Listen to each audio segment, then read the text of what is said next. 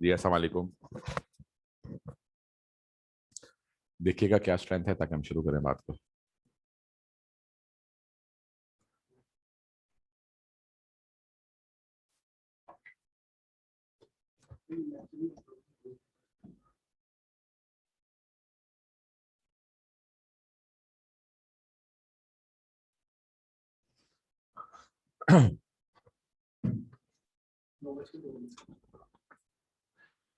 हाँ जी, कल की बात तक किसी का कोई प्रॉब्लम या किसी की कोई डिस्कशन या किसी का कोई क्वेश्चन? मैं सिर्फ 2-4 मिनट वेट करूंगा और then I will start. But please मेरी क्लास के पॉइंट ऑफ व्यू से इस बात को इंश्योर करके चलें that I always try to be in time. तो आप लोग मुझे मत एक्सपेक्ट करें कि मैं इन फ्यूचर वेट करूंगा। आज क्योंकि थोड़ा सा क्लास स्केड्यूल से अलग लेनी पड़ गई तो इसलिए I am just giving few minutes ताकि बाकी लोग भी एक दफ़ा आ जाएं। लेकिन in future I will not wait and I will start my class. और अगर आप लोगों का आपस में कोई राब्ता है तो please do tell your fellow students that they should come and join ताकि हम बात को शुरू कर सकें।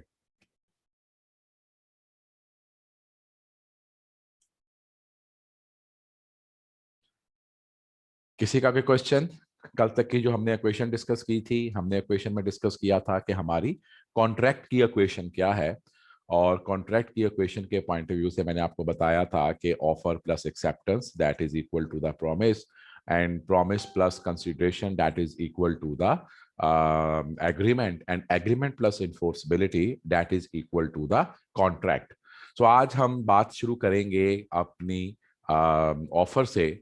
लेकिन इससे पहले कि मैं आपके साथ ऑफर को पढ़ाऊं और स्टार्ट करके चलूं कि हमारा जो अनेक्टमेंट है, दिस अनेक्टमेंट इज कॉन्ट्रैक्ट एक्ट। ये क्या है? Contract act 1872। किसी को इस बात का पता है कि एक्ट और ऑर्डिनेंस में क्या फर्क होता है? एनीबॉडी इन द क्लास जो ये बता सके कि एक्ट क्या है और ऑर्डिनेंस क्या है? कोई शख्स क्लास में रेज हैंड करके बता सके कि जी आपने देखा होगा बाज जगहों पर एक्ट लिखा आता है, बाज जगहों पर ऑर्डिनेंस लिखा आता है। तो what is the difference between the act and ordinance? जनाब साद बिन अयूब,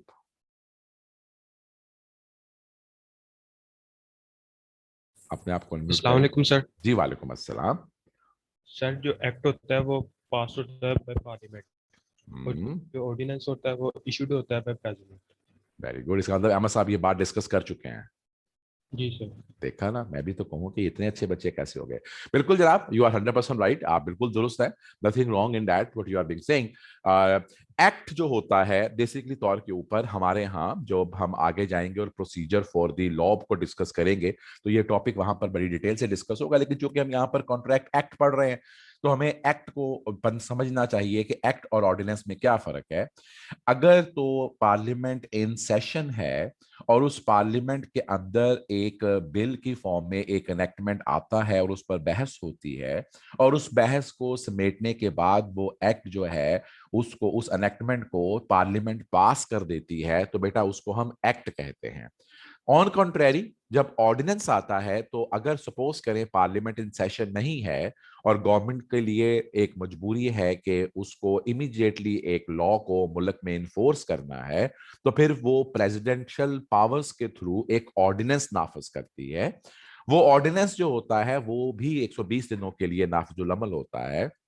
लेकिन इस 120 दिनों के अंदर अंदर उसको भी पार्लियामेंट में लेके जाना पड़ता है, और जब पार्लियामेंट उसको अप्रूव कर देती है तो वो फिर पाकिस्तान में या मुल्क में प्रोमोगुलेट हो जाता है। और अगर उस ऑर्डिनेंस को आप पार्लियामेंट से पास ना करवा सके तो वो ऑर्डिनेंस जो है वो अपनी मुद्दत खत्म होने के बाद ऑटोमेटिकली वैनिश हो जाता है।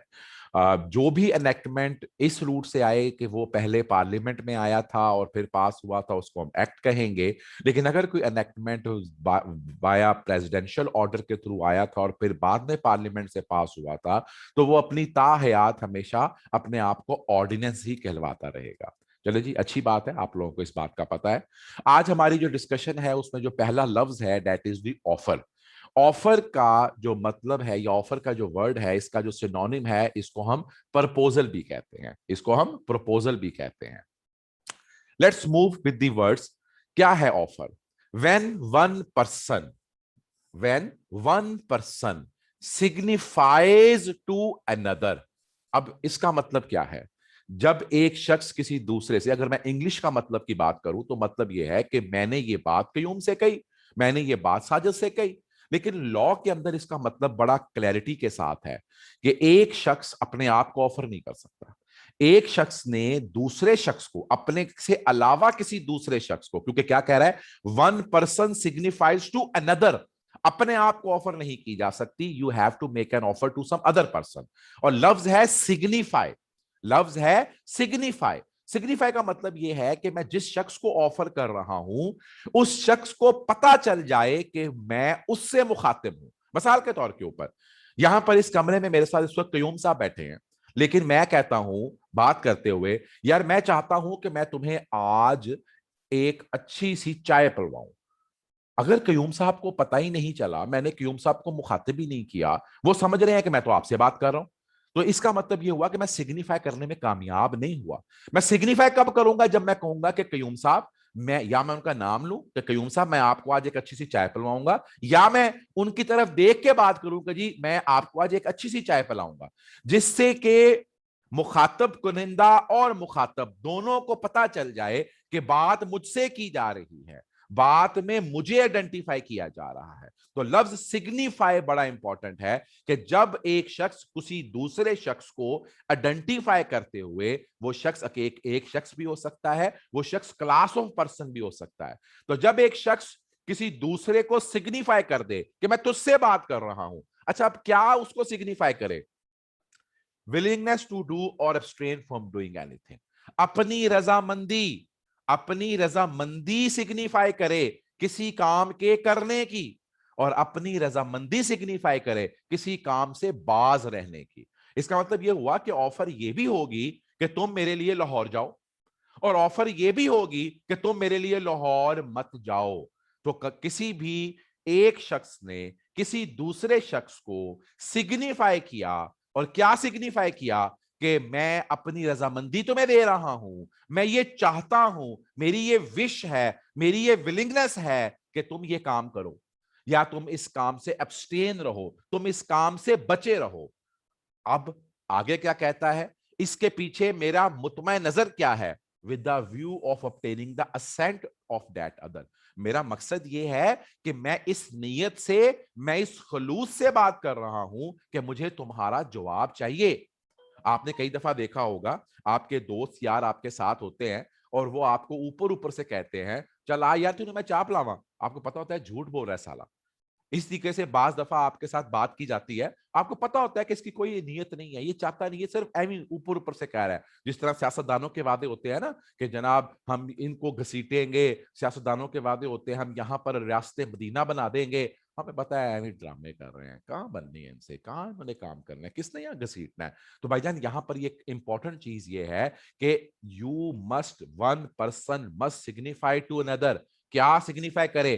किसी काम के करने या किसी काम से रुकने की विलिंगनेस, और उसके जहन में क्या हो, उसका मुतमा नजर क्या हो, to obtain the assent of that other. मुझे उसका जवाब चाहिए, क्यूम साहब मुझे आपसे जवाब चाहिए, मैं इस तरीके से आपसे बात कर रहा हूं कि आप मुझे कह दें कि सर ठीक है चाय पिलवा दे, या मुझे कह दें कि नहीं सर मैं घर से चाय पी के आया हूं। मैं आपको हवा में बात नहीं कर रहा, मैं इतनी शिद्दत से बात कर रहा हूं, मैं इतने आइडेंटिफिकेशन से बात कर रहा हूं, मैं इस मुतमा नजर से बात कर रहा हूं कि मुझे आपका जवाब मिलना चाहिए।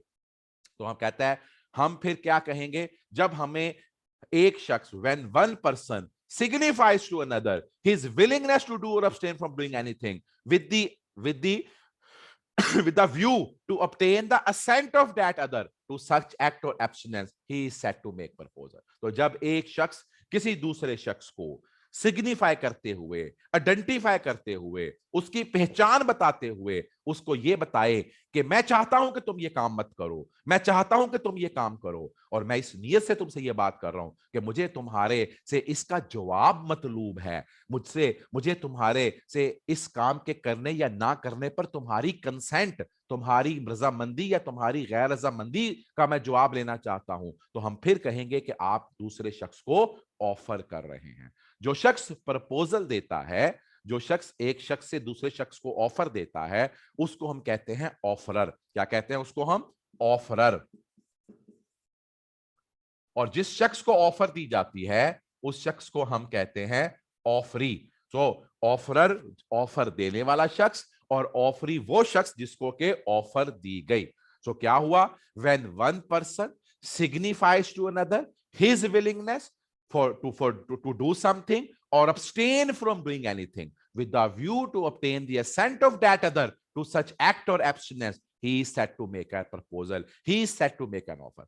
बेटा जब कभी इस तरह का सेक्शन आएगा, जिस तरह ये सेक्शन 2A लिखा हुआ है, आपको ये सेक्शन नंबर याद करने की जरूरत नहीं है, लेकिन बेटा इस सेक्शन के एक एक लफ्ज को आपने अच्छे तरीके से याद करना है। इसके अंदर अगर आप एंड को और कर देंगे तो उसकी हैयत बदल जाएगी। अगर आप कहीं पर कंडीशन को चेंज कर देंगे, अपने लफ्ज डालने की कोशिश करेंगे, तो बेटा इसकी हैयत चेंज हो जाएगी। तो जो सेक्शन है, ये सेक्शन एक वाहद चीज है जिसको कि आपने हरफ ब हरफ याद करना है। जैसे जब मैं आपसे कल पूछूंगा कि ऑफर को डिफाइन करें, तो आप मुझे बताएंगे कि when one person signifies to another his willingness to do और abstain from doing anything with the view of obtaining the assent of that other to such act और abstinence, he is said to make a proposal. अगर मैंने ये याद की हुई है, अगर मुझे ये अजबर है, तो बेटा ये आपने याद करनी है और इसको लफ्ज ब लफ्ज याद करना है। हाँ, जो इससे आगे की अंग्रेजी होगी, अब जो इससे आगे की एक्सप्लेनेशन होगी, वो एक्सप्लेनेशन है, उसको एक दफा याद कर ले, उसको एक दफा अच्छी तरीके से तैयार कर ले, लेकिन उसके अंदर is, and, am, on, if अगर अपने मुताबिक भी लगा देंगे तो कोई प्रॉब्लम नहीं होने लगी। लेकिन ये जो डेफिनेशन है जिसको हम कहते हैं, देखें एक लफ्ज आता है, इसे हम कहते हैं डिफाइन, जिसे हम कहते हैं define. What is define? Define का मतलब क्या होता है? what is the definition of define? Anybody in the class कोई ये बता सकता है डिफाइन की डेफिनेशन क्या होती है? हम किस तरीके से डिफाइन को डिफाइन करते हैं? कोई बंदा क्लास में ये बताएगा मुझे कि हम डेफिनेशन को कैसे डिफाइन करेंगे? होती क्या है डेफिनेशन? सुमन बुकमन, अल खामोशी, nobody want to make a try. बेटा कोशिश किया करें, बोला करें। आप अगर बोलेंगे तो कॉन्सेप्ट सामने आएगा। मैं उसको रिफाइन करने के लिए यहां बैठा हूं। क्या है आपके जहन में कि डेफिनेशन क्या होती है? That's good. सलमान,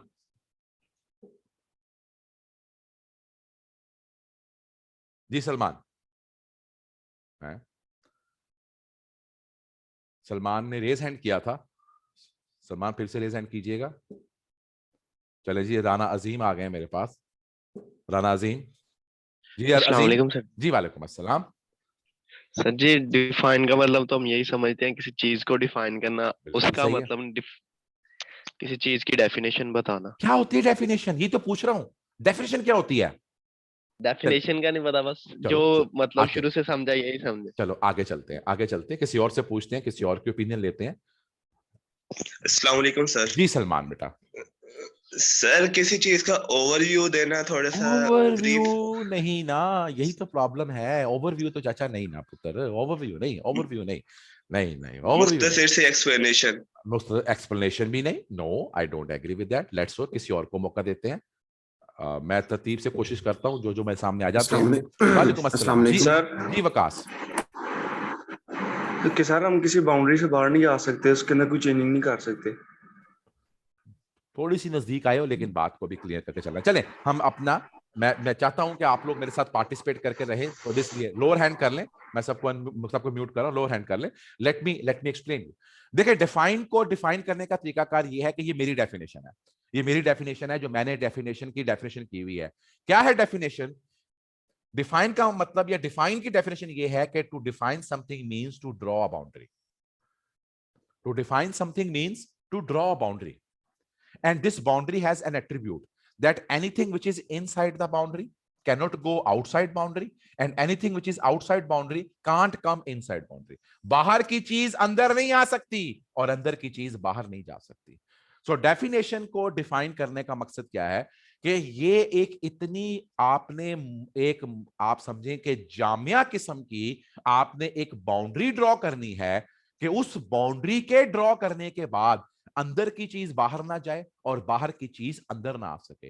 अब तुम जब ऑफर को डिफाइन करने जा रहे हो, अब एक मिनट के लिए सोचो, अगर मैं डिफाइन करते वक्त यहां पर एक सुराख होगा तुमने बड़ी अच्छी डेफिनेशन की हुई होगी, लेकिन तुम अपने लफ्जों के अंदर जब तुमने डिफाइन किया तो तुम एक सुराग छोड़ गए। तो भाईजान अब तो यहां से बाहर की चीज अंदर और अंदर की चीज बाहर आ जाएगी ना, तो फिर हमारा तो मकसद पूरा नहीं हुआ, हम तो इसको डिफाइन नहीं कर सके।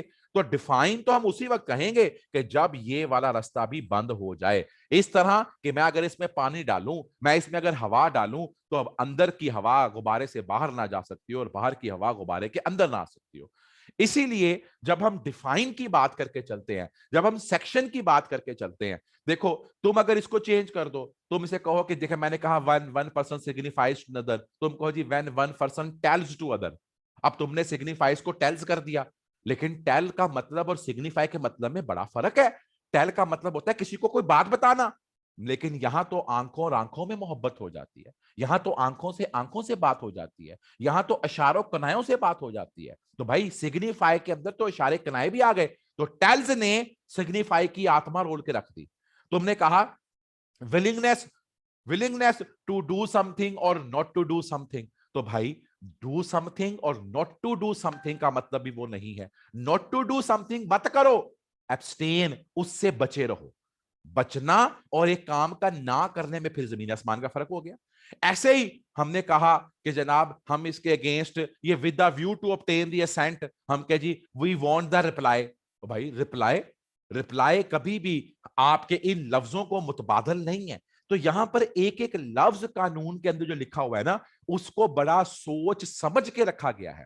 इसीलिए आपके लिए मेरी रिक्वेस्ट है, कभी ये हरकत नहीं करनी कि मैं डिफाइन को खुद डिफाइन कर लूंगा। आप छोड़ें, अभी तक हम इस काबिल नहीं कि हम अपनी डेफिनेशन खुद से बना सकें। तो फिर ऑफर को क्या कहा, when one person signifies to another his willingness to do or abstain from doing anything with the view of obtaining the assent of that other, for such act and for such abstinence he is said to make an offer। तो बेटा इसको ऐसे ही याद करना है, इसको ऐसे ही तैयार करके चलना है। और मैंने क्या कहा कि भाई जो शख्स ऑफर करता है उसको ऑफर कहते हैं, और जिस शख्स को ऑफर की जाती है उसको ऑफरी कहते हैं। ये बात आगे जाके समझ में आ जाएगी।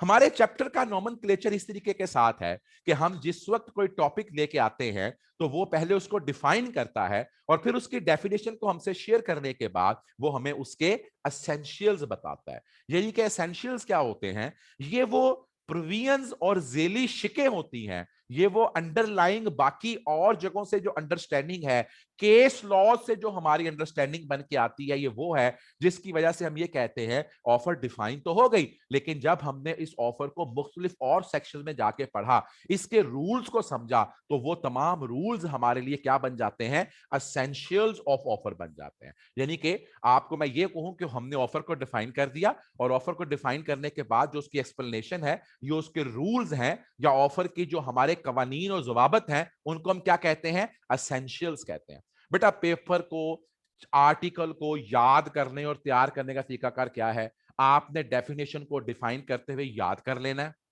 और फिर आपको ये इस तरह की भंबोड़ी सी नहीं बनानी, आपको ये इस तरह का स्टार सा नहीं बनाना, लेकिन ये सारी की सारी हेडिंग्स हैं। यार ये लाइट ऑफ करना, मुझे इसकी लाइट नजर नहीं आ रहा सही तरीके से, और इसको कहो कि ये डल है, इसकी एक दफा कंट्रास्ट ठीक करे, कहीं उनसे भी कहो नाउ। नहीं ओके तो है, लेकिन ये अभी हो ना उसको बस ठीक है, नो नीड। अब देखें यहां पर हमारे पास कुछ हेडिंग्स हैं। मिसाल के तौर पे हेडिंग है two persons certain and defined, इसको बंद रखो यार ठंड लगती है। Two persons certain and defined, contractual intention, communication, object, ऐसे ही conditional, negative confirmation, invitation to the offer, communication of special conditions. बेटा ये क्या है, ये हेडिंग्स हैं। ये इसको समझने के लिए, ये इसकी अंडरस्टैंडिंग क्रिएट करने के लिए आपको ये हेडिंग्स याद होनी चाहिए। अगर ये हेडिंग्स आपको याद होंगी, ले समझ लें मैंने आपको 8 नंबर का क्वेश्चन तैयार करवा दिया। अब हम करेंगे क्या पेपर के पॉइंट ऑफ व्यू से, हम डेफिनेशन को जहां पर भी ऑफर का जिक्र आएगा, हम ठक करके डेफिनेशन को वहां पे ठोक देंगे। हम सबसे पहले डेफिनेशन को वहां पे लगाएंगे, और फिर हम कहेंगे कि these are the essentials of the valid offer. अब ये देखिए, ये सारे एसेंशियल वो वन बाय वन करके आपसे डिस्कस करेगा, ये सारे एसेंशियल्स आपको वन बाय वन करके समझाएगा। So this is what the law is we have to understand। हमें मर्केंटाइल लॉ को ऐसे ही तैयार करके चलना है। मैंने कतई नहीं कहा कि अब जो इसकी अंग्रेजी लिखी हुई है, अब जो ये बाकी अंग्रेजी लिखी हुई है, इनको रटा लगाओ, मैंने कतई नहीं कहा। मैंने क्या कहा है, मैं फिर से बता रहा हूं, बच्चे बार बार पूछते हैं कि सर ये सब कुछ याद करना है, सर ये सब कुछ रट्टा लगाना है। भाईजान मैंने कहा कि ये जो ऑफर की डेफिनेशन है इसको तो आपने बिल्कुल अजबर कर लेना है। मैं सुनूंगा बेटा आपसे अगले लेक्चर में हमेशा पहले 15 मिनट या आखिरी 15 मिनट या बीच के 15 मिनट, पिछला लेक्चर सुना जाता है, तो इसलिए तैयारी कर ले इसके ऊपर। ये आपने इसको याद करना है। अगर मैं आपसे जुबानी सुनूंगा तो आपको ही मुझे जुबानी सुनाना पड़ेगा। इसको आपने याद करना है और उसके बाद जो इसके एसेंशियल्स हैं, ये जो एसेंशियल्स की हेडिंग मैंने टिक की हुई है, इनको आपने रटा लगाना है ताकि आपको ये भूले ना। हाँ, इनके अंदर जो लिखा हुआ है उसको एक दफा दो दफा याद कर लो, लेकिन अगर पेपर में वो बिल्कुल लफ्ज ब लफ्ज नहीं भी आता तो आप अपने लफ्जों में भी इसको एक्सप्लेन कर सकते हो। So I am very much sure कि मैंने आपको यहां पर कुछ हेल्प कर दी कि हमने चैप्टर को या हमने आर्टिकल को याद कैसे करना है। ले जनाब, हमारा पहला एसेंशियल क्या है? There has to be 2 persons. वो कहता है जनाब 2 लोग होने चाहिए। मैंने आपको बताया किसी भी ऑफर करने के लिए यू नीड मिनिमम 2 पर्सन। एक शख्स कभी भी अपने आप को ऑफर नहीं कर सकता, और वो शख्स जो ऑफर देता है, वो शख्स जो प्रपोजल देता है, उसको हम क्या कहते हैं? ऑफर कहते हैं। और जिसको हम ऑफर देते हैं उसको हम क्या कहते हैं? उसको हम ऑफरी कहते हैं। इसी तरीके से चूंकि मैंने आपको पहले बताया था कि ऑफर और प्रपोजल आपस में एक ही चीज के 2 नाम हैं, तो जो शख्स प्रपोजल देता है उसको हम प्रपोजर कहते हैं। ये देखिएगा, ऑफरर और प्रपोजर एक ही नॉमेनक्लेचर में है। और जिसको हम प्रपोजल देते हैं उसको हम प्रपोजी कहते हैं, ऑफरी एंड प्रपोजी। अब यहां पर उसने एक छोटी सी एग्जांपल दी हुई है जो कि हमें सिर्फ देखने के लिए, वो क्या, अमजद ने कहा किसको कि मैं सुजुकी मेहरान 2008 का मॉडल हबीब से बात कर रहा है, तुम्हें 4.5 लाख की बेचना चाहता हूं, तुम्हें मंजूर है? तो इसका मतलब क्या हुआ? अमजद ने चूंकि ऑफर दिया है तो अमजद ऑफरर है, और हबीब को ऑफर मिली है तो हबीब कौन है? हबीब ऑफरी है। ऑफर की दूसरी अहम शर्त क्या है? It must be certain and definite. याद रखिएगा, ऑफर सिर्फ ऑफर उस वक्त बनती है जिस वक्त वो सर्टन हो और डेफिनेट हो। यानी कि आप ये नहीं कह सकते कि मैं तुम्हें ऑफर कर रहा हूं, तेनू खुश कर दांगा। ओ भाई, तू किदा मेनू खुश कर दांगा? किसी को खुश करने के लिए शायद चाय पीनी हो, किसी को खुश करने के लिए लाख रुपया देना हो। नहीं भाई, ऑफर का मतलब ये नहीं है मैं तुम्हें चंद मोबाइल दे दूंगा। नहीं, बताना पड़ेगा मैं तुम्हें ये वाला मोबाइल दूंगा। जब तक आप ऑफर में डेफिनेट बात नहीं करेंगे, आज जब तक आप ऑफर में सर्टेन बात नहीं कहेंगे, वो ऑफर होती नहीं। ऑफर में ये कहूं कि भाईजान मैं तुम्हें ऑफर कर रहा हूं कि मैं तुम्हें एक अच्छा सा मकान दूंगा। ये अच्छा सा मकान क्या है? नथिंग। मैं आपको बताना पड़ेगा कि मैं तुम्हें हाउस नंबर 17 फलां कॉलोनी मरले इतने ये वाला घर दूंगा। तो अब ये डेफिनेट ऑफर है, अब ये सर्टेन ऑफर है। कहता है जनाब Salman purchase the horse from Arfan and promise to buy another if the first one prove to be lucky. मैंने तुमसे एक घोड़ा ले लिया और मैंने कहा मैं तुमसे अगला घोड़ा उस वक्त लूंगा, मेरी ऑफर है अगर वो घोड़ा लकी होगा। अब भाई लकी कैसे होगा? लकी की क्या डेफिनेशन है? किसी को लकी की हम बात कर ही नहीं सकते, हमें पता ही नहीं कि लकी क्या चीज है। लकी कोई चीज नहीं है। हाँ, हम अगर ये कहते कि मैं तुमसे पहला घोड़ा ले रहा हूं, अगर ये घोड़ा परसों वाली रेस जीत जाएगा तो तुमसे अगला घोड़ा ले लूंगा। अब मेरी क्लास में जितने लोग होंगे, अगर मैं इन तमाम लोगों से कहूं कि ये बताएं कि जनाब लकी को डिफाइन करें, तो हर बंदे के लिए डेफिनेशन ऑफ लकी फर्क होगी। लेकिन अगर मैं तमाम 180 बच्चों से ये कहूं कि मुझे आप ये बताएं कि अगला रेस जो हमारी 26 तारीख को होनी थी 8 बजे, उसमें जो घोड़ा जीतेगा मैं वो घोड़ा खरीद लूंगा, तो सबका जवाब सेम होगा। इसका मतलब क्या हुआ? Your offer should not be vague, it should be certain, it should be definite. हमें बिल्कुल एग्जैक्ट पता हो। मैं आपको कहूं जी मैं आपको ऑफर कर रहा हूं, मैं आपको चंद चेयरें दे दूंगा। नहीं भाई, ये वाली चेयर दूंगा। मैं आपको ऑफर कर रहा हूं, मैं आपको कुछ अच्छे कलम दूंगा। नहीं, मैं ये वाला कलम दूंगा। जब तक वो चीज डेफिनेट नहीं है, जब तक वो चीज आपकी आइडेंटिफाइड नहीं है, ऑफर नहीं हो सकती। तो भाई ऑफर के लिए जरूरी है that the things must be certain and the things must be definite. Then we have the contractual intention. Offer जब भी की जाए इस नीयत से की जाए कि हम उसके तहत एक कॉन्ट्रैक्ट बनाना चाहते हैं, हम उसके तहत एक मुआहिदा बनाना चाहते हैं। याद रखिएगा बेटा, कुछ हमारे जो, मैं अगर इसको बात को थोड़ा सा क्लियर करूं तो कॉन्ट्रैक्चुअल इंटेंशन से मुराद है ऐसी चीज जिसको कि हम कल लीगल बाइंडिंग में लेके जा सकें। लीगल बाइंडिंग में लेके जा सकें। हमारे यहां बहुत सारे ऐसे कॉन्ट्रैक्ट होते हैं जिनको हम लीगल बाइंडिंग में नहीं लेके जा सकते या वो लीगल बाइंडिंग में नहीं होते। कॉन्ट्रैक्ट एक्ट 1872 सिर्फ उन्हीं एरियाज को देखता है जहां पर लीगल बाइंडिंग होनी है। मिसाल के तौर के ऊपर मैं आपको बड़ी आसान सी एग्जांपल दूंगा। अगर किसी शख्स की मंगनी हुई हुई हो और वो टूट जाए तो भाईजान उसके लिए हमें कोर्ट के पास जाना नहीं पड़ता। खानदान आपस में मंगनी करते हैं और खानदान ही आपस में मंगनी को तोड़ सकते हैं, उसको तलाक नहीं कहते, उसके कागज साइन नहीं होते। लेकिन अगर कोई शख्स शादी कर ले और शादी के बाद खुला या तलाक देना चाहे तो वहां पर प्रॉपर तरीके से डॉक्यूमेंटेशन करनी पड़ती है। इसलिए कि जो शादी है, मैरिज है, वो एक लीगल एग्रीमेंट है। जो मैरिज है वो एक लीगल अरेंजमेंट है, लेकिन मंगनी जो है वो एक सोशल अरेंजमेंट है। जो मंगनी है वो क्या है? सोशल अरेंजमेंट है, जबकि जो एक शादी है वो क्या है? एक लीगल अरेंजमेंट है।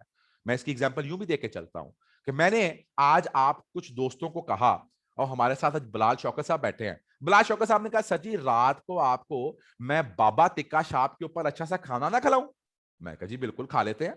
हम चले गए खाना खाने के लिए और बिलाल साहब आए ही नहीं, वो घर में अपने कपड़े धोते रहे। अब बिलाल साहब ने हमें खाना नहीं खिलाया। हम जब अगले दिन मिले तो मैं बिलाल साहब को कुछ सुना मारूंगा, बिलाल साहब से लड़ूंगा, लेकिन मैं बिलाल साहब के ऊपर कोर्ट में जाके केस नहीं कर सकता, क्योंकि यहां पर तो हमारी सोशल अरेंजमेंट थी। लेकिन लेट मी चेंज इट।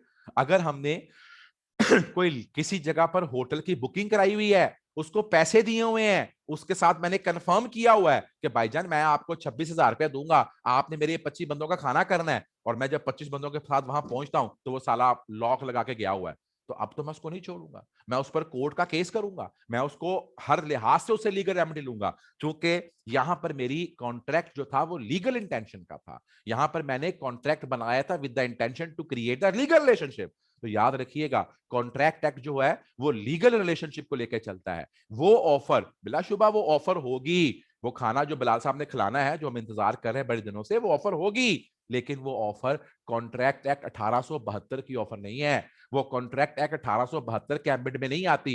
यहां पर सिर्फ वही ऑफर आएगी, यहां पर सिर्फ उसी ऑफर की बात की जाएगी जो किसमें आएगी, जिसके अगेंस्ट आपका मकसद है एक लीगल कॉन्ट्रैक्ट क्रिएट करना, एक लीगल बाइंडिंग क्रिएट करना। इसलिए वो कहता है कि अगर अदील ने बाबर को डिनर पे इनवाइट किया तो इसका मतलब ये नहीं है कि उनकी लीगल रिलेशनशिप है, इसका मतलब ये है कि वो तो आपस में एक सोशल अरेंजमेंट थी। अगर उसने खाना ना खिलाया तो वो उससे लड़ पड़ेगा, लेकिन कानून में जाके उसके ऊपर केस नहीं कर देगा। मैंने जो आपको एग्जांपल दी है ना पहली वाली, वो बड़ी अच्छी एग्जांपल है। हमें उस्तादों ने ये एग्जांपल दी थी कि भाई engagement is a social arrangement, जबकि marriage is a legal arrangement. बेटा ये जहन में रखिएगा, हम सोशल अरेंजमेंट को कवर नहीं करते, हम सिर्फ किसको कवर करते हैं? हम लीगल अरेंजमेंट को कवर करके चलते हैं। ऐसे ही कम्युनिकेशन की बात करता है जनाब, रूल बड़ा क्लियर है। जब हमने कहा था सिग्निफाई, तो भाई याद रखो, ऑफर जब तक ऑफरी को कम्युनिकेट नहीं होगी, ऑफर जब तक ऑफरी को कम्युनिकेट नहीं होगी तो सिग्निफाई कैसे होगी? मैं यूं मुंह कर लेता हूं और मैं यूं मुंह कर कहता हूं कि यार ठीक है मैंने तुम्हें पेन बेचना है, पता ही नहीं मैं किससे बात कर रहा हूं, पता ही नहीं मैं बिलाल शौकत से बात कर रहा हूं या मैं आपसे बात कर रहा हूं। और अगर मैं चांद पे खड़ा हूं, तुम मेरे साथ खड़े हो और मैं तुम्हें कह रहा हूं कि मैं तुम्हें अपना घर बेचना चाहता हूं, तो क्या वो ऑफर हो जाएगी? और नहीं होएगी, क्योंकि चांद पर मीडियम कोई नहीं है, मेरी आवाज नहीं पहुंचेगी। तो भाईजान ऑफर के लिए जरूरी है कि आपकी ऑफर उस शख्स तक पहुंचे, चाहे वो जबान से पहुंचे, चाहे वो लिख के पहुंचे, चाहे वो आंखों के इशारे से पहुंचे, चाहे वो हाथ के इशारे से पहुंचे, इट मस्ट बी कम्युनिकेटेड।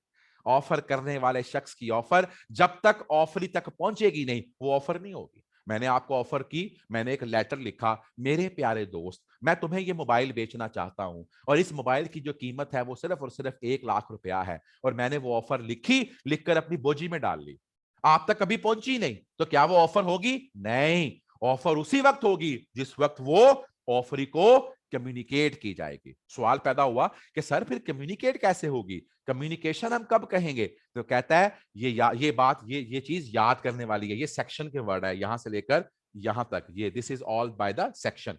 जनाब मैं यहां से फिर निशान लगाता हूं, यहां से लेकर यहां तक ये सेक्शन के वर्ड है। The communication is completed when it come to the knowledge of the person to whom it is made. Offer कब कम्युनिकेट होगी? The communication is completed when it comes to the knowledge of person to whom it is made. जिस शख्स को आपने offer किया है, जब offer उस शख्स तक पहुंचेगी तो कम्युनिकेट होगी, और जब ऑफर कम्युनिकेट होगी तो फिर ऑफर होगी। यानी कि जब ए बी को ऑफर करता है और वो ऑफर बी तक पहुंच जाएगी तो अब ऑफर कम्युनिकेट हुई। अगर ऑफर कम्युनिकेट नहीं हुई तो वो ऑफर ऑफर नहीं कहलवाएगी, हम उसको ऑफर नहीं कहेंगे। In case offer is made by the post, अगर किसी ने किसी को खत डाला है तो भाईजान खत डालने पे ऑफर कम्युनिकेट नहीं हुई, जबकि जब वो खत उस ऑफरी तक पहुंचेगा, हम अब तो खैर खत डालते ही नहीं, किसी जमाने में मोहब्बतें खत के थ्रू हुआ करती थी, तो भाईजान मैं जब खत डालता हूं और उस खत को लेटर बक्स में डालता हूं, ऑफर नहीं हो जाती। ऑफर कब होनी है? जब वो लेटर बक्स से निकलकर वो खत उस शख्स तक पहुंचेगा, उस शख्स के हाथ में आएगा और वो शख्स उसको पढ़ेगा, ऑफर उस दिन ऑफर होगी, उससे पहले ऑफर अभी तक नहीं हुई। हाँ, ऑफर मैंने बताया बाय वर्ड्स भी हो सकती है, ऑफर बोल के, लिख के और आपके इशारों कनायों से भी हो सकती है। हम ऑफर को बोल के भी कर सकते हैं, हम ऑफर को लिख के भी कर सकते हैं, और हम ऑफर को इशारों कनायों के साथ बगैर किसी लफ्ज के सहारे के भी ऑफर कर सकते हैं। तो भाई ऑफर के लिए जरूरी है उसी वक्त ऑफर ऑफर बनेगी जब वो कम्युनिकेट होगी, और ऑफर कब कम्युनिकेट होगी? जब ये उस शख्स तक पहुंच जाए, when it come to the knowledge of the person to whom it is made, तो फिर हम कहेंगे कि ऑफर हैज बीन कम्युनिकेटेड। जैसे उसने यहां पर लफ्ज बोला, अच्छा अब यहां पर जो कि उसने कुछ लफ्ज बोल दिए हैं तो मैं साथ साथ उनको आपके लिए एक्सप्लेन भी करता जाऊंगा। यहां पर कम्युनिकेशन के साथ उसने जो कि बात कही है, हम आगे जाके इसकी तफसील भी पढ़ेंगे, लेकिन मैं यहां पर कुछ लफ्ज लिखने जा रहा हूं। एक ऑफर है जिसको हम कहते हैं एक्सप्रेस ऑफर, और एक ऑफर है जिसको हम कहते हैं इंप्लाइड ऑफर। जरा ये लफ्ज अपने साथ याद रखिएगा, आगे जाके इनकी डेफिनेशन स्पेसिफिक भी आएंगे। बेटा एक्सप्रेस ऑफर वो होती है जो कि बाय वर्ड्स स्पोकन, यानी कि बोल के हो, उसको हम एक्सप्रेस ऑफर कहते हैं, या बाय वर्ड्स रिटन, यानी कि लिख के या बोल के जो ऑफर होती है उसको हम एक्सप्रेस ऑफर कहते हैं। आपने लिखकर किसी को ऑफर कर दी तो वो एक्सप्रेस ऑफर है, आपने बोल के किसी से ऑफर कर दी तो वो भी आपकी एक्सप्रेस ऑफर है। जबकि इंप्लाइड ऑफर वो होती है जिसको हम कहते हैं बाय एटीट्यूड, यानी कि आपने उसमें लफ्जों का सहारा नहीं लिया, आंखों ही आंखों में बिलाल साहब से कहा कि निकल जाओ क्लास से बाहर, ये ऑफर हो रही, ये इशारा जा रहा है, निकल जाओ क्लास से बाहर। मैंने आपसे बात कही कि भाई समझ आ रही है बात, आपने कहा अब आप कुछ लफ्ज तो नहीं बोले, आपने मुझे कोई लफ्ज लिख के तो नहीं दिया, लेकिन आपने जो ये सर की नोडिंग की है, ये इशारा किया है, ये मुझे कम्युनिकेट हो गया कि बात समझ आ रही है। तो बेटा ऐसी ऑफर जिसके अंदर, ये राना अजीम साहब से पूछिएगा क्या मसला है, ऐसी ऑफर जिसके अंदर हम बाय वर्ड्स स्पोकन का इस्तेमाल करें, या ऐसी ऑफर जिसके अंदर हम वर्ड्स रिटन का इस्तेमाल करें, इसको हम एक्सप्रेस ऑफर कहते हैं। और ऐसी ऑफर जिसके अंदर हम अपने इंप्लाइड एटीट्यूड को लेके चले, लफ्जों का इस्तेमाल ना करें बल्कि इशारों कनायों से बात हो, तो उसको हम इंप्लाइड ऑफर कहते हैं। जी अजीम। अस्सलाम वालेकुम सर। वालेकुम अस्सलाम।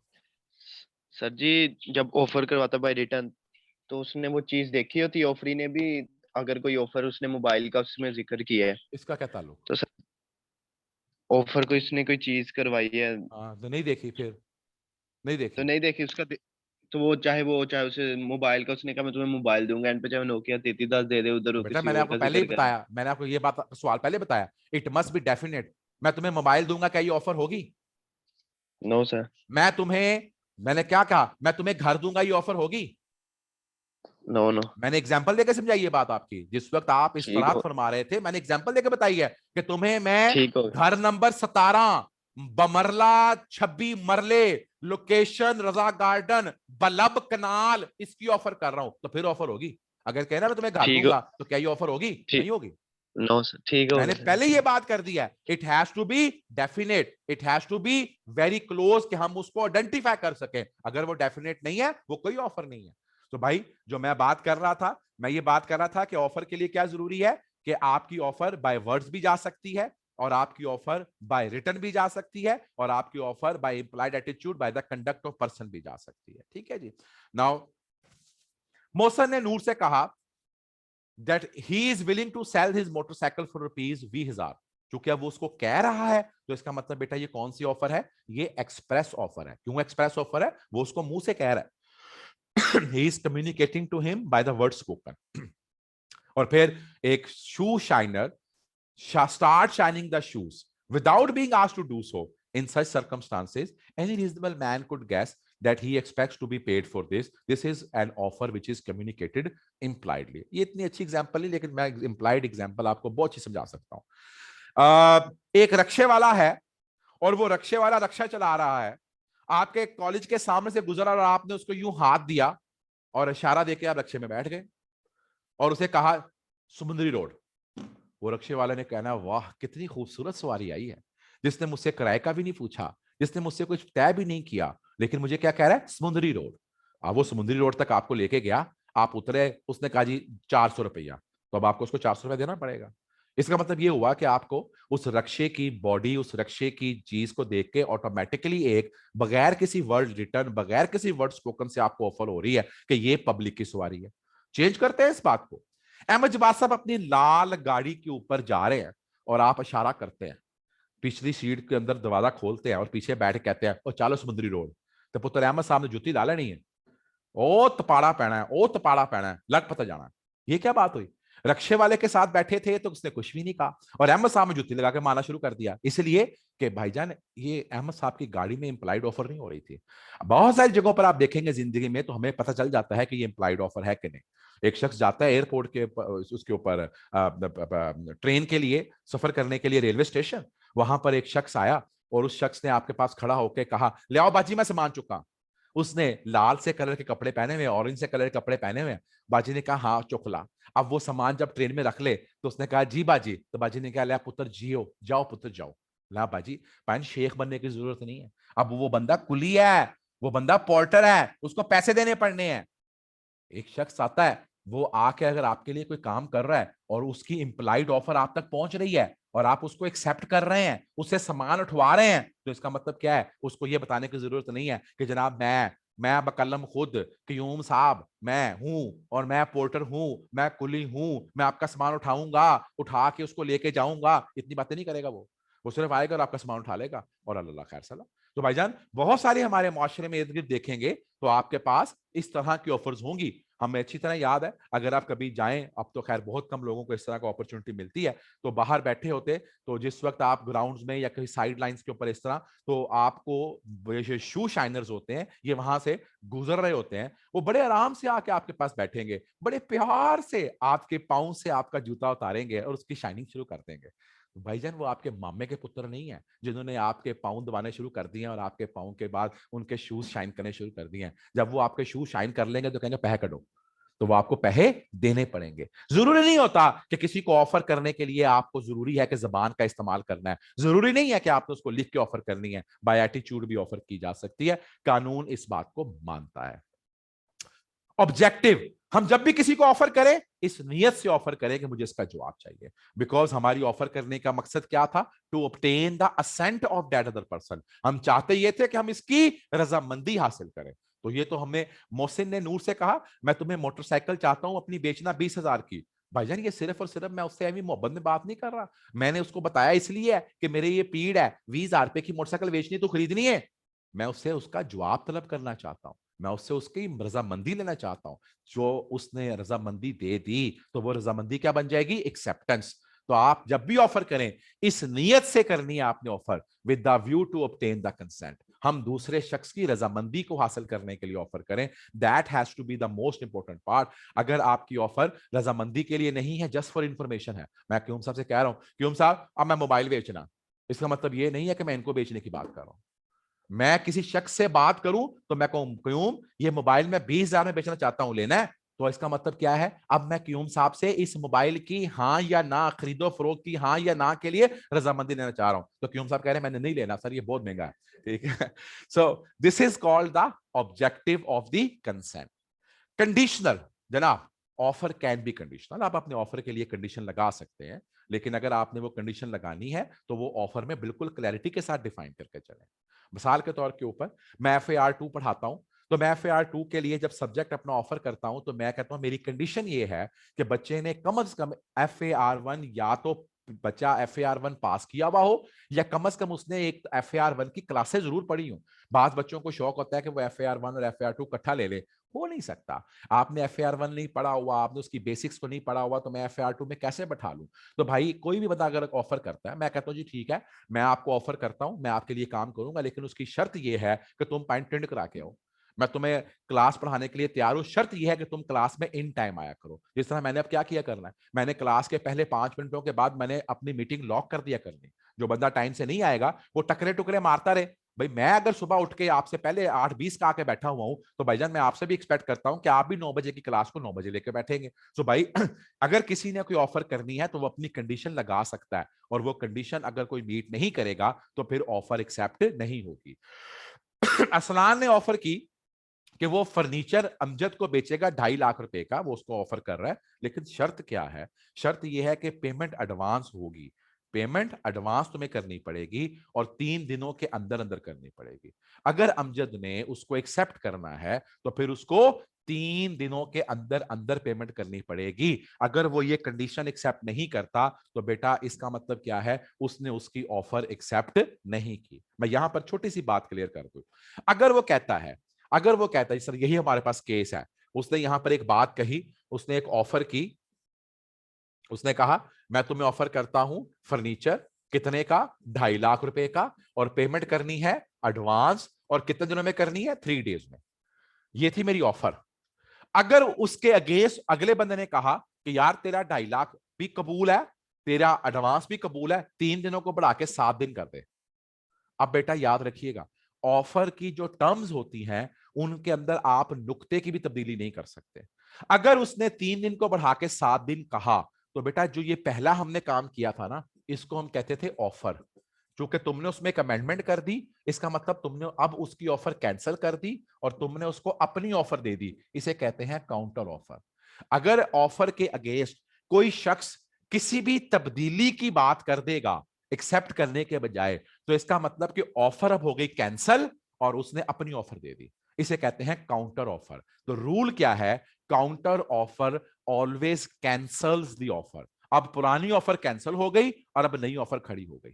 अब ऑफर और ऑफरी तब्दील हो गए। अब उसने ऑफर कर दी उसको, उसने कहा तेरी ऑफर कबूल नहीं है, ये कहने की जरूरत नहीं है, लेकिन जब तुमने कोई भी चीज चेंज की, तुमने कहा यार 2.5 लाख के बजाय 2.45 कर रही है, इसका मतलब ऑफर कैंसिल हो गई। हाँ मेरी ऑफर कबूल करनी है तो 2.5 लाख, मेरी ऑफर कबूल करनी है तो एडवांस, मेरी ऑफर कबूल करनी है 3 दिन की पेमेंट। तुमने इसमें से कोई भी तब्दीली की, तुमने कहा यार 2.45 डाला, इसका मतलब क्या हुआ? ऑफर खत्म हो गई। अब तुमने क्या कर दिया? उसको काउंटर ऑफर दे दी। तो काउंटर ऑफर हमेशा ऑफर को रिजेक्ट कर देती है। काउंटर ऑफर हमेशा ऑफर को रिजेक्ट कर देती है। ये बात आगे जाके दोबारा भी कहीं ना कहीं आएगी। नेगेटिव कंफर्मेशन कहते जनाब आपने ऐसे ऑफर नहीं करनी, आपने ऐसे ऑफर नहीं करनी कि भाईजान मैं क्यूम साहब आपको ऑफर कर रहा हूं, अगर ये ऑफर आपने अगले 3 घंटों में हां ना की तो मैं समझूंगा आपने हां कर दी। नहीं भाई, ऑफर के अगेंस्ट जो एक्सेप्टेंस आनी है वो बड़ी क्लियर होनी चाहिए।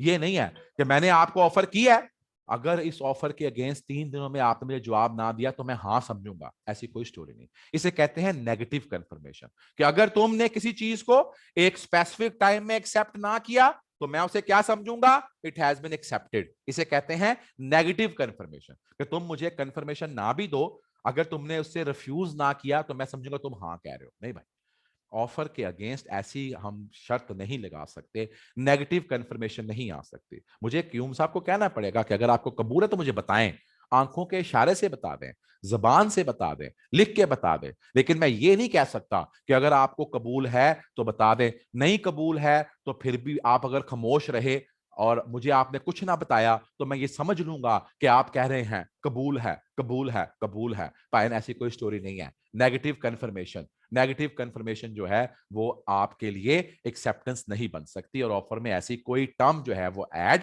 नहीं की जा सकती। आजम ने बाबर को कहा कि मैं तुम्हें ये जो बुक है टू सेल हिज बुक, मैं तुम्हें बेच रहा हूं, और अगर तुमने मुझे 5 दिनों में इसके खरीदने के मुतल्लिका हाँ या ना का जवाब ना दिया तो मैं ये समझूंगा कि तुम्हें मेरी ऑफर कबूल है। तो भाईजान ये नेगेटिव कंफर्मेशन है, इसलिए ये ऑफर नहीं है, इसलिए इससे कॉन्ट्रैक्ट नहीं बन सकता। इसी तरीके के साथ हमारे पास इसी के जो जेली 2 पॉइंट्स हैं, एक हमारा पॉइंट है इनविटेशन टू द ऑफर। देखें बेटा, ऑफर और इनविटेशन टू द ऑफर में फर्क है। ऑफर क्या होती है? Offer is some final willingness. अगर ऑफर को एक्सेप्ट कर लिया जाएगा, अगर ऑफर को एक्सेप्ट कर लिया जाएगा तो बेटा वो प्रॉमिस बन जाएगी, क्योंकि ऑफर प्लस एक्सेप्टेंस क्या होता है? प्रॉमिस। लेकिन बाज जगह पर हम ऑफर नहीं कर रहे होते, हम बाज जगह पर इनविटेशन टू द ऑफर दे रहे होते हैं। हम लोगों से कह रहे होते हैं मुझे ऑफर दो। मिसाल के तौर पर आपने शायद अखबारों में देखा हो, टेंडर नोटिस आते हैं। वो टेंडर नोटिस क्या कहते हैं? वो टेंडर नोटिस ये कहते हैं कि जनाब हम ये बिल्डिंग बनाना चाहते हैं, जो लोग इस बिल्डिंग को बनाने के लिए उसमें इंटरेस्टेड हैं वो हमें इस बिल्डिंग को बनाने का तखमीना लगाकर और अपने कॉन्ट्रैक्ट के पॉइंट ऑफ व्यू से जो अखराजात वो समझते हैं कि इसके ऊपर लगेंगे, हमें अपनी ऑफर दें। तो बेटा इसे कहते हैं invitation to the offer. Offer और इनविटेशन टू द ऑफर में डिफरेंस है। Offer if accepted it becomes promise. Offer के बाद अगर हाँ आ जाए तो वो प्रॉमिस बन जाता है। लेकिन इनविटेशन टू द ऑफर जो है उसके अगेंस्ट हम लोगों से ऑफर्स मांग रहे हैं कि आओ आके मुझे ऑफर दो। मैं कहता हूं क्यूम साहब, ये मैंने गाड़ी बेचनी है और मैं अपनी गाड़ी के लिए आपको ऑफर करता हूं कि आप मुझे इसका 95 लाख रुपया दे दें तो मैं गाड़ी आपको बेच देता हूं, आपको कबूल है? ये ऑफर है, ये ऑफर है। अगर क्यूम साहब ने हाँ कह दी ना तो गड्डी बिक गई, अब प्रॉमिस हो गया। लेकिन मैं इसको अगर यूं कहता हूं क्यूम साहब मैंने गाड़ी बेचनी है, आप मुझे इसकी क्या प्राइस ऑफर करते हैं, तो अब मैंने ऑफर नहीं की, अब मैंने ऑफर नहीं की। मैं क्यूम साहब से चाहता हूं कि वो मुझे ऑफर करें कि इसकी प्राइस मुझे क्या लगाते हैं। तो this is a difference between the offer and invitation to the offer. तो offer is always being different from the invitation to the offer. कभी आप ऑक्शन सेल में जाएं तो ऑक्शन की सेल के अंदर वहां पर हमारे पास चीजें पड़ी होती हैं, वो चीजें जो हैं वो हमने सेल करने के लिए रखी होती हैं, लेकिन वो ऑक्शन की सेल है। अब लोग उसको देखते हैं और फिर जब बिडिंग होती है तो अपनी ऑफर देते हैं। तो इसका मतलब जो ऑक्शन की सेल में चीजें पड़ी हुई हैं जब तक उसकी बिडिंग नहीं हो रही तो वो ऑफर नहीं है, that are not offer, that is only invitation to the offer. ऐसे ही ये बड़ा मजेदार केस है, मैं आपके साथ जब केसेस कराऊंगा तो ये वहां पर आपको ये फार्मास्यूटिकल बूट्स फार्मास्यूटिकल कंपनी का केस है, ये केस वहां पे जाके आपके साथ शेयर करूंगा। यहां सिर्फ उसने उसकी सेंस दे दी है कि अगर आप कभी अल्फते में जाएं, अगर आप कभी मेट्रो स्टोर में जाएं तो वहां पर जो चीजें उन्होंने काउंटर पे रखी हुई हैं या जो चीजें उन्होंने डिस्प्ले पर रखी हुई हैं बेटा वो ऑफर नहीं है, वो इनविटेशन टू द ऑफर है। आप जब उस चीज को अपनी ट्रॉली में डालते हैं और ट्रॉली में डालकर काउंटर पे लेके आते हैं तो आप उनको ऑफर कर रहे हैं कि मैं ये खरीदना चाहता हूं, मैं ये खरीदना चाहता हूं। और अगर वो आपसे उसको बेचने पर रजामंद हो जाएं तो फिर वो एक्सेप्टेंस हो जाएगी। मतलब कहने की बात यह है कि मैं ये कहना चाहता हूं कि अगर आप मेट्रो स्टोर गए या अल्फते गए, आपने वहां से क्रीम उठाई या आपने वहां से कोई जूसों का डब्बा उठवाया और काउंटर पे लेके गए, तो काउंटर पे जाके आपने उन्हें कहा कि इसके पैसे ले लो, उन्होंने कहा नट जा, तुमने डब्बा नहीं देना, तो वो आपको रिफ्यूज कर सकते हैं, जो कि उन्होंने ऑफर नहीं की हुई। उन्होंने वो सिर्फ चीजें जो डिस्प्ले में रखी हुई हैं वो इनविटेशन टू ऑफर है। इसके ऊपर बकायदा एक केस हुआ, एक बीबी थी, वो बीबी बूट्स फार्मेसी में गई और उस बूट्स फार्मेसी में जाकर उसने कुछ क्रीमें वहां से उठाई और जब वो काउंटर पे जाकर उसने कहा कि ये क्रीमें मुझे दे दें और इसके पैसे, उन्होंने कहा कि हम ये क्रीम सेल नहीं कर रहे। वो चीटी ने जाकर कोर्ट में केस कर दिया, उसने कहा जी इन्होंने तो ऑफर की हुई थी, इन्होंने तो ऑफर की हुई थी, मैंने एक्सेप्ट कर ली, ये अब रिफ्यूज कैसे कर सकते हैं, they have to give me. तो फिर कोर्ट ने उस पर फैसला दिया, कोर्ट ने कहा कि नहीं, वो जो फार्मेसी में या दुकान में सेल्फ सर्विस के लिए चीजें लगी होती हैं वो ऑफर नहीं होती, वो इनविटेशन टू ऑफर होती हैं। आप उसको अपनी ट्रॉली में डाल के जब काउंटर पे पहुंचते हैं तो दर हकीकत आप उनको ऑफर करते हैं, वो उसको एक्सेप्ट भी कर सकते हैं, वो उसको रिजेक्ट भी कर सकते हैं। तो बेटा this is the difference. Offer can not be, offer के अगेंस्ट जब आती है कोई भी नेक्स्ट चीज तो वो क्या होती है? एक्सेप्टेंस, और उससे क्या बन जाता है? प्रॉमिस। जबकि इनविटेशन टू द ऑफर के अगेंस्ट जो आने वाली चीज होती है उसे हम क्या कहते हैं? उसको हम ऑफर कहते हैं। एंड द लास्ट थिंग, ये डिपार्टमेंटल स्टोर की एग्जांपल मैंने आपसे शेयर कर दी। Communication of the special condition में बात पीछे भी आई हुई है। अगर कोई स्पेशल कंडीशंस हैं तो वो स्पेशल कंडीशंस आपने ऑफर करते वक्त कम्युनिकेट करनी है। You have to communicate what are the special conditions. अगर आप ऑफर की स्पेशल कंडीशंस कम्युनिकेट नहीं करेंगे तो बेटा वो ऑफर कंप्लीट ऑफर नहीं होगी। जैसे अदील ने मोहसिन से कहा to send the reply of his offer by email. अब उसने उसे खास तौर पे कहा कि मैं तुम्हें ऑफर कर रहा हूं, तुमने मुझे इस ऑफर का जवाब कैसे देना है? ईमेल के थ्रू देना है। अगर उसने आपको जुबानी दे दिया अगर उसने आपको लेटर के थ्रू जवाब दे दिया, इसका मतलब उसने अभी कंडीशंस मीट नहीं की। आई कैप आपसे कहता है आपने अपने फॉर्म भेजने, और फॉर्म के साथ आपने इतनी अमाउंट की फीस का डीडी या पे ऑर्डर लगा के भेजना है। अगर आप डीडी या पे ऑर्डर के बजाय रुपये उसमें डाल के भेज देंगे, इसका मतलब क्या हुआ, आपने आई कैप की जो ऑफर थी, आई कैप की इंस्ट्रक्शन थी, उनको फॉलो नहीं किया। आई कैप आपका फॉर्म आपको वापस भेज देगा। तो भाईजान, जो आपकी कंडीशंस होती हैं ऑफर में, उन कंडीशंस को वैसे ही फॉलो करना पड़ता है। Azam was expecting reply by email but did not prescribe. अब दूसरा केस देखें, पहले केस में तो उसने कहा कि तुमने मुझे ईमेल से रिप्लाई देना है, दूसरे केस में उसने ईमेल से रिप्लाई का नहीं कहा। वो ख्याल कर रहा था कि मुझे मेल से जवाब आ जाएगा, लेकिन अगर मेल के बजाय उसने तुम्हें लेटर के थ्रू भी जवाब दे दिया तो, और तुम्हें कम्युनिकेट हो गया, तो अब तुम रिफ्यूज नहीं कर सकते। इसलिए कि अगर तुम्हें मेल के थ्रू ही जवाब चाहिए था तो भाई अपनी कंडीशन बताते। तुमने अपनी कंडीशन बता, मैंने आपसे कहा आई कैप कहता है मुझे फीस दे दो, आई कैप कहता है मुझे फीस दो, और वो फीस के लिए ये नहीं कहता कि थ्रू पे ऑर्डर दो, वो ये नहीं कहता कि थ्रू डीडी दो। तो भाईजान तुम रुपये बीच में स्टेपल करके भेज दो, आई कैप को रखने पड़ेंगे। लेकिन अगर आई कैप चाहता है कि फीस उसको पे ऑर्डर के थ्रू दो, डीडी के थ्रू दो, तो फिर उसे कंडीशन लगानी पड़ेगी that fees can only be remitted through the DD या पे ऑर्डर। अब आप उसको रुपये नहीं भेज सकते। तो पहले केस के अंदर उसने कंडीशन लगाई थी मुझे जवाब ईमेल के थ्रू देना था, तो अब अगर लेटर के थ्रू जवाब दिया तो वो एक्सेप्टेबल नहीं है। दूसरे के अंदर उसने कंडीशन नहीं लगाई थी, वो ख्याल कर रहा था कि ये बंदा मुझे ईमेल करेगा, लेकिन उसने अगर लेटर लिख दिया तो वो भी चलेगा, क्योंकि आपने कोई स्पेशल कंडीशन उसके ऊपर इन्फोर्स नहीं की हुई। यहां पर हमारे पास अभी ऑफर की टाइप्स हैं, और मैं अभी ऑफर की टाइप्स के ऊपर नहीं जाऊंगा, ठीक है। यहां पर हम इस बात को अभी यहां पर ही कंक्लूड करेंगे, और मैं दोबारा इसके ऊपर आपके साथ जाऊंगा। ये देखिएगा जी, हम आज की बात जो यहां तक आज कंक्लूड कर रहे हैं, हम आज की बात के ऊपर हमने क्या सीखा। हमने सीखा कि ऑफर क्या होती है या प्रपोजल क्या होती है। मैंने कहा कि जब when one person signifies to another person his willingness to do or abstain from doing anything with the view of obtaining the assent of that other to such act or abstinence, he is said to make an offer। ये याद करना है, लफ्ज ब लफ्ज याद करना है। और फिर मैंने कहा एसेंशियल्स, मैंने कहा एसेंशियल्स की हेडिंग्स याद करनी है, मैं सुनूंगा कल आपसे इंशाल्लाह ताला। और फिर एसेंशियल्स में क्या बात बताई, there has to be two person.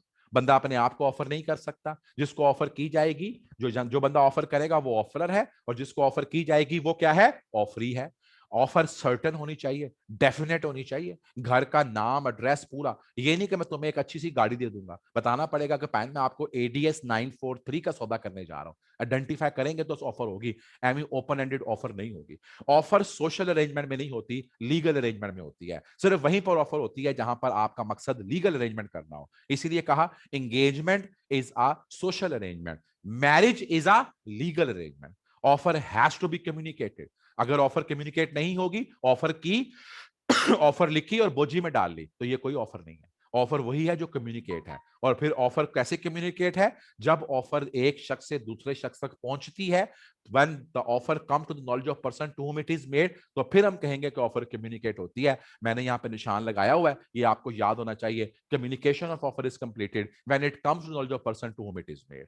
और फिर मैंने बताया ऑफर बाय वर्ड्स भी हो सकती है, ऑफर बाय रिटर्न भी हो सकती है, इसको हम एक्सप्रेस ऑफर कहते हैं, और ऑफर बाय कंडक्ट या एटीट्यूड भी हो सकती है, इसको हम इंप्लाइड ऑफर कह के चलते हैं।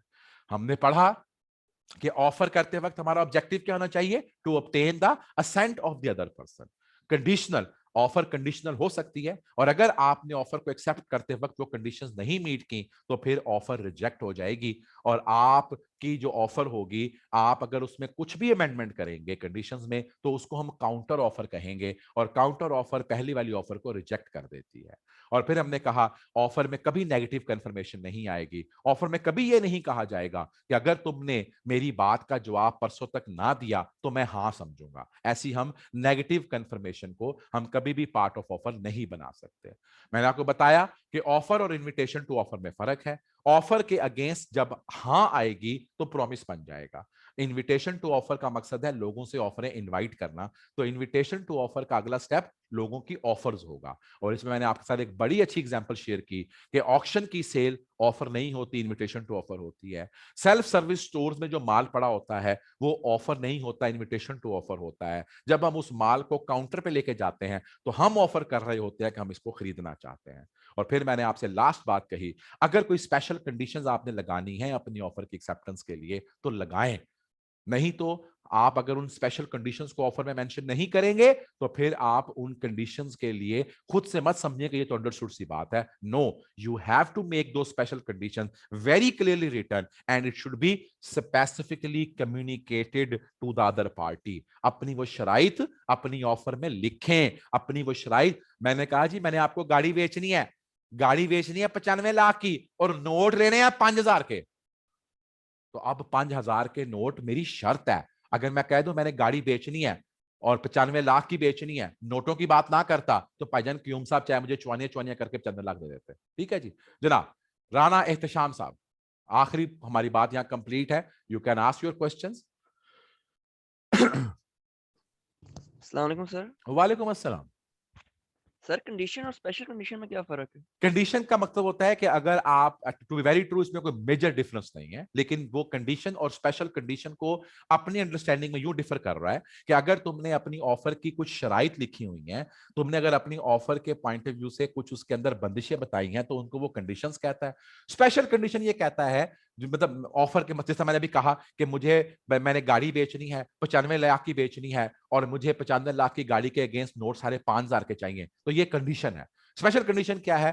अगर आप नोट करेंगे तो स्पेशल कंडीशंस जो हैं वो ज्यादातर वो communication mode for communication, timing, specification, इस तरह की चीजों पे स्पेशल कंडीशन का लफ्ज बोलता है। But yes you are right, हम स्पेशल कंडीशंस को और कंडीशंस को एक भी पॉइंट बना सकते हैं। आई कैप ने इसको 2 पॉइंटों में बना दिया। मैं अगर खुद से पढ़ाऊं तो मैं कंडीशंस और स्पेशल कंडीशन को 2 पॉइंटों में नहीं पढ़ाऊंगा। The conditions are the special conditions, मतलब कंडीशंस हमारे लिए उसने बात कही थी एक्सेप्टर के लिए कि जो कंडीशनें दी होंगी सारी एक्सेप्ट करनी पड़नी है। और फिर जो स्पेशल कंडीशन की बात कर रहा है तो ऑफर करने वाले को कह रहा है कि तेनों अगर कोई चीज स्पेशली चाहिए है तो लिख के भेज। तो ये मुखातब कनिंदा फर्क है उसका।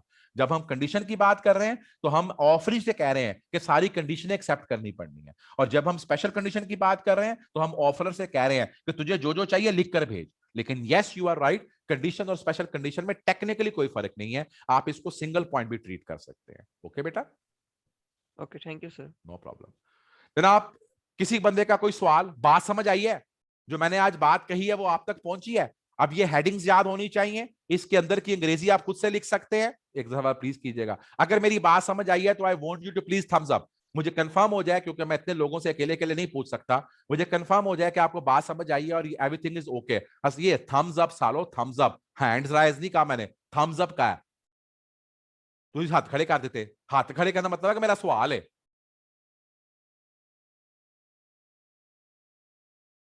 चलो, मुझे सिर्फ इसका मतलब 70 लोगों को थम्स अप है, बाकी लोगों को समझ ही नहीं आई। बहुत अच्छी बात है, एक्सीलेंट, शाबाश। चलो जी ठीक है, इतने लोगों को भी समझ आ गई, बड़ी बात है। तो बेटा जी दिस इज द ऑफर। अब हम यहां पर, मैंने आपके साथ देखें सिर्फ ऑफर का ये टेक्स्ट पढ़ाया। अब हम कल की जो क्लास करेंगे या जो भी मेरी नेक्स्ट क्लास होगी उसमें मैं आपके साथ ऑफर करूंगा, लेकिन मैं अब करूंगा गुप्ता की बुक से, क्यों साहब वो मेरी नेक्स्ट क्लास के लिए ऑफर रेडी होनी चाहिए। और वहां से मैं आपके साथ केस लॉस की बात करूंगा। वहां से हम यही सेम आर्टिकल दोबारा रिपीट करेंगे, लेकिन उसमें बड़े मजे के केस लॉस दिए हुए हैं, बड़े मजे के कोर्ट केसेस दिए हुए हैं, हम उनको लेके चलेंगे। सवाल देखे, किसी का सवाल आ रहा है और फिर हम बात को कंक्लूड करते हैं।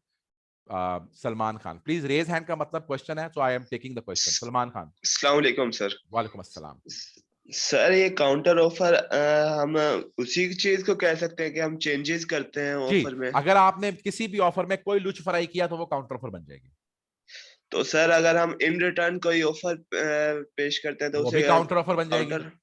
अंडरस्टूड सी बात। देखो ना, मैं तुम्हें एक ऑफर कर रहा हूं, तुम उस मेरी ऑफर में कोई तब्दीली कर दो या बिल्कुल नई ऑफर दे दो, इसका मतलब क्या हुआ? ये सब क्या है? काउंटर ऑफर है, ऑफर के अगेंस्ट ऑफर है। मैंने कहा ऑफर में छोटी सी भी तब्दीली करके तुमने हाँ की तो वो काउंटर ऑफर है, पूरी की पूरी नई ऑफर बना के भेजी तो वो भी क्या है? काउंटर ऑफर है।